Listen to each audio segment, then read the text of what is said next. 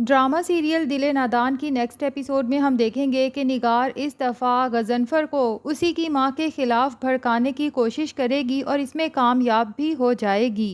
गज़नफ़र को बताएगी कि मैं जब भी दुरे नायाब को ज़ावियार की ज़िंदगी से निकालने के लिए प्लान बनाती हूँ और जैसे ही मेरा प्लान कामयाबी की तरफ जाता है, पता नहीं ये बीजी कहाँ से आन टपकती हैं और मेरा बना बनाया खेल बिगाड़ देती हैं। मुझे तो ये बात ही समझ नहीं आती कि आखिर बी जान इस दुरे नायाब को इस कदर मोहब्बत क्यों करती हैं कि उसे इस घर से जाते हुए बी जान से देखा ही नहीं जाता।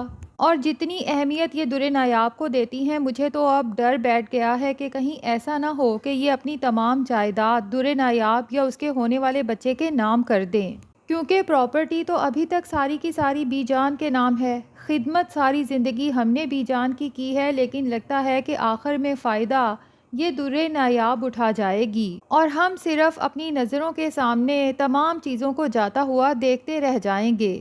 गज़नफ़र जो पहले तो बी जान का बहुत फर्मा बरदार बेटा था, लेकिन इस दफ़ा अपनी बीवी की बातों में आ ही जाता है और अपनी माँ के सामने खड़ा हो जाता है। निगार के समझाने पे कि आप प्रॉपर्टी के तमाम कागजात बना के बी जान को उन पे दस्तखत करने का कहें, पहले प्यार से बात करके देख लें, अगर प्यार से नहीं मानती तो फिर सख्ती से पेश आना होगा।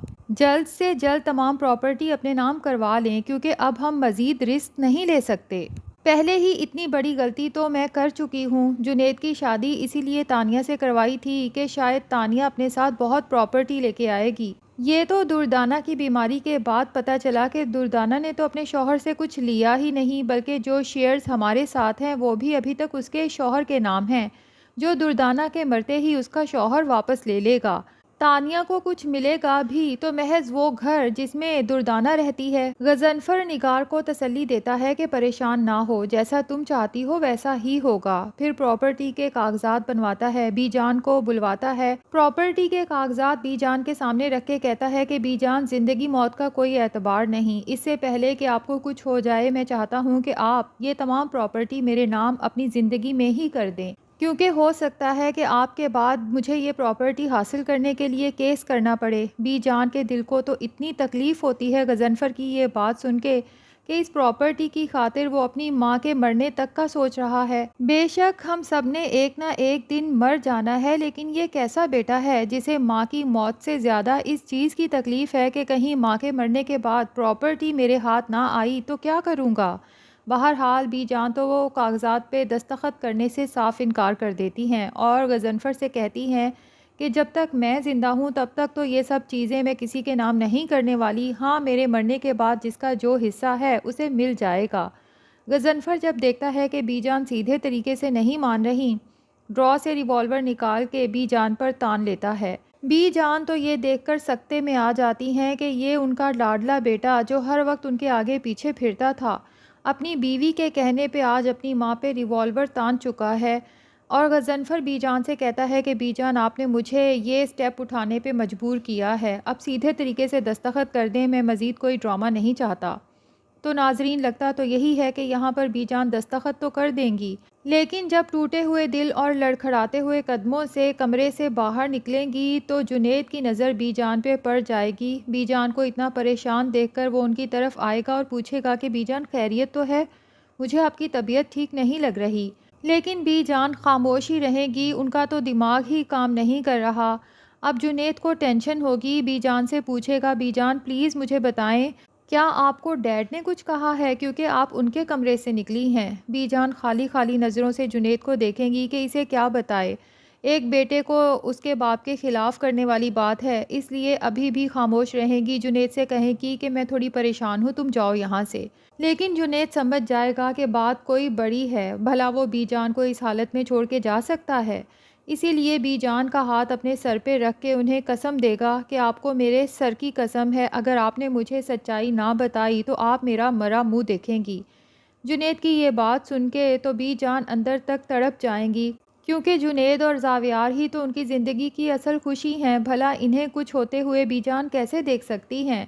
अब जुनैद को ये तो बता देंगी कि तुम्हारे बाप ने प्रॉपर्टी के कागजात बनवा के ज़बरदस्ती मुझसे प्रॉपर्टी अपने नाम लगवा ली है, लेकिन ये नहीं बताएंगी कि उस प्रॉपर्टी के लिए उसने मेरे ऊपर रिवॉल्वर ताना था। इतना सब कुछ हो जाने के बाद भी बेटे के सामने उसके बाप की इज्जत रखेंगी। बहरहाल जुनैद काफ़ी परेशान हो जाता है कि डैड को ऐसा नहीं करना चाहिए था। अब यहाँ से परेशान हाल निकलता है तो सामने ही तानिया सोचों में गुम नज़र आती है। जुनैद सोचता है कि शायद डीएनसी की वजह से उदास है, परेशान है। उसके पास जाता है उसे हौसला देने के लिए, लेकिन वहाँ तो कुछ और ही मंजर है। जुनैद को देखते ही तानिया हाइपर हो जाती है और उसे कहती है, तुम क्या समझते हो? बच्चे के ख़त्म हो जाने के बाद मैं परेशान हूँ? शायद तुम भूल गए हो कि जब तुमने मुझे कहा था कि हमें फ़ैमिली प्लान करनी चाहिए, तो मैंने तो तुम्हें तभी कह दिया था कि हमारा रिश्ता इतना मज़बूत नहीं है कि हम फ़ैमिली प्लान करें। मुझे तो तभी पता था कि मैं प्रेग्नेंट हूँ और मैं सोच चुकी थी कि मैं इस बच्चे को ख़त्म करवा के रहूँगी। ये तो किस्मत मेरे साथ थी कि मेरे ऊपर कोई इल्ज़ाम भी नहीं आया और मेरा काम भी हो गया। जुनैद तो तानिया के ये तेवर देखकर हैरान रह जाएगा कि अगर तानिया का असल चेहरा ये है तो फिर वो क्या था जो हॉस्पिटल में ये मेरे कंधे पे सर रख के बिलक बिलक के रो रही थी। बहरहाल तानिया से कहेगा कि तानिया तुम ये सब क्यों कर रही हो, तो तानिया कहेगी कि बहुत अच्छा सवाल है, मैं इस रिश्ते को ख़त्म करना चाहती हूँ और मैं चाहती हूँ कि तुम खुद मुझे तलाक दे दो, क्योंकि दूसरी सूरत में मुझे अदालत जाना पड़ेगा खुला के केस के लिए। तो जाहिर है कि इस तरह से तो तुम्हारी काफ़ी इंसल्ट होगी। जुनैद भी इस दफ़ा लगता है कि हार मान ही जाएगा। तानिया से कहेगा कि तुम परेशान ना हो, अगर तुम्हारी खुशी रिश्ता ख़त्म करने में है तो ठीक है, मैं ये रिश्ता ख़त्म करने को तैयार हूँ, जल्द ही तुम्हें डाइवोर्स पेपर्स मिल जाएंगे। और तानिया सोचेगी कि वाह, किस्मत तो मुस्तकिल मेरा साथ दे रही है। अब ज़ावियार को हासिल करने में सिर्फ एक ही मुश्किल है और वो ये कि नायाब की प्रेगनेंसी को ख़त्म करना होगा, क्योंकि ज़ावियार तो पहले ही नायाब को तलाक देने को तैयार हो गया था। अगर नायाब प्रेग्नेंट ना होती तो ज़ावियार कब का उसे अपनी ज़िंदगी से निकाल चुका होता। तो अब वो प्लान बनाती है, जमीला को अपने साथ मिलाती है, उसे बहुत बड़ी अमाउंट देके कहती है कि ये टैबलेट्स तुमने मौका देखते ही नायाब के जूस में डाल देनी है।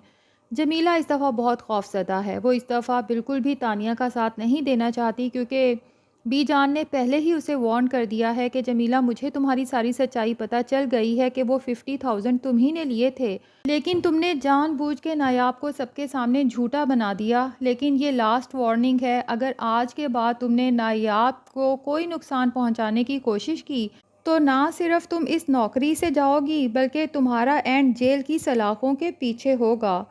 तो जमीला को तो अंदाज़ा हो चुका है कि अब अगर नायाब को कुछ होता है तो सीधा सीधा शक उसी पे जाएगा, इसलिए वो तो तानिया को इनकार कर देगी। लेकिन तानिया भी जमीला को ब्लैकमेल करेगी।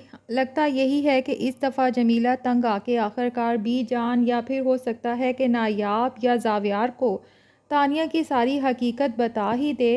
तो ज़ावियार, जो तानिया को बहुत मासूम समझता है, उसे पता चल जाएगा कि तानिया तो हमेशा से नायाब को नुकसान पहुंचाने की कोशिशें करती आई है। ये तो नायाब की किस्मत अच्छी है कि वो हर दफ़ा बच जाती थी। तो नाजरीन, क्या लगता है, क्या तानिया का एंड अपनी माँ की तरह बहुत बुरा होने वाला है कि जुनैद भी उसे तलाक दे देगा और जाहिर है कि ज़ावियार भी उससे शादी नहीं करेगा, या फिर उसे वक्त पे समझ आ जाएगी और जुनैद के साथ अपने रिश्ते को मजबूत करने की कोशिश करेगी? कमेंट सेक्शन में अपनी राय का इजहार ज़रूर करें और अगर हमारे चैनल पे नए हैं तो प्लीज़ चैनल को भी सब्सक्राइब कर लें।